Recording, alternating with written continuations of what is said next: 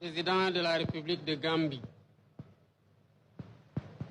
Mohamed Ould Cheikh El Ghazouani, Président de la République islamique de Mauritanie, et Oumarou Sissoko Embalo, Président de la République de Guinée-Bissau, Monsieur le Vice-président de la République fédérale du Nigeria, Monsieur le Président de l'Assemblée nationale, Monsieur le Premier ministre, Monsieur le ministre des Forces armées, Mesdames, Messieurs les ministres, Monsieur le chef d'état-major général des armées, Monsieur le haut commandant de la gendarmerie, directeur de la justice militaire, Mesdames, Messieurs les membres du corps diplomatique, officiers généraux, sous-officiers, officiers supérieurs, sous-officiers, militaires du rang,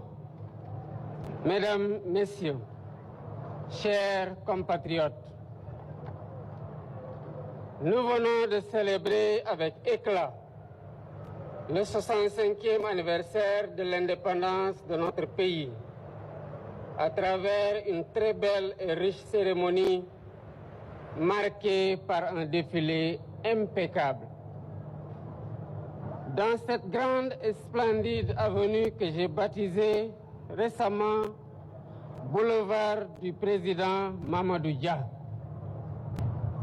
Digne fils du Sénégal, Mamadou Dia fut président du Conseil des ministres du Sénégal à l'aube de notre indépendance, à qui revenait l'honneur mérité de prononcer le premier discours marquant le premier anniversaire de notre accession à la souveraineté internationale que nous célébrons aujourd'hui.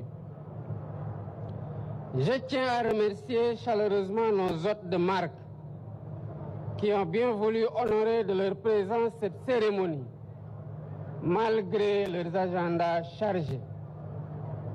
Monsieur le Président et chers frères, Monsieur le Vice-président, nous sommes heureux de vous avoir à nos côtés. Vous êtes chez vous. Votre présence ici traduit notre attachement commun aux relations historiques d'amitié fraternelle, de parenté, de voisinage et de coopération conviviale entre nos pays.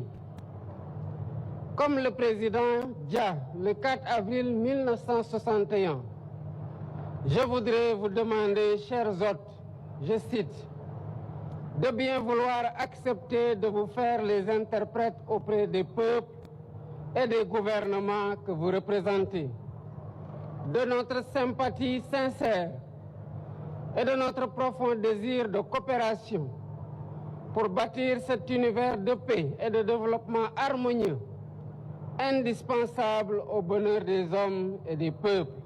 Fin de citation. J'exprime ma grande satisfaction au ministre des Forces armées, au chef d'état-major général des armées, au haut commandant de la gendarmerie nationale, ainsi qu'à l'ensemble des commandants des forces de défense et de sécurité, y compris le commandant de la zone militaire numéro 1 de Dakar, pour l'excellente organisation du défilé. Félicitations à toutes les forces de défense et de sécurité. Votre professionnalisme honore notre République. Merci également aux participants civils et aux anciens combattants, dont les plus belles performances à côté de la démonstration des djambars ont contribué à rendre plus belle la cérémonie. La symbiose entre civils et militaires, la symbiose aussi entre civils et militaires et paramilitaires témoigne de la vitalité du concept armée-nation qui symbolise la cohésion nationale que nous devons sans cesse cultiver et préserver dans un environnement de turbulence.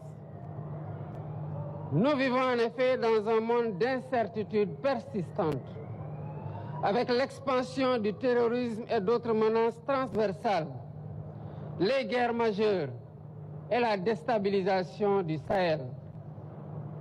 Nous devons nous préparer à faire face aux menaces en parfaite intelligence avec nos voisins et tous les pays épris de paix, car les périls sécuritaires transcendent les frontières. C'est cela qui justifie la montée en puissance de nos armées et les investissements dans les équipements militaires que nous poursuivrons pour assurer notre défense et notre sécurité ainsi que notre stabilité. À travers le thème retenu cette année, nous marquons notre attachement à la souveraineté technologique et industrielle des forces de défense et de sécurité. Le soutien à la modernisation technologique et industrielle de nos armées, dans toutes leurs composantes, est un impératif de premier ordre pour l'accomplissement efficace de leur mission. C'est aussi un gage essentiel de notre indépendance et de notre sécurité collective.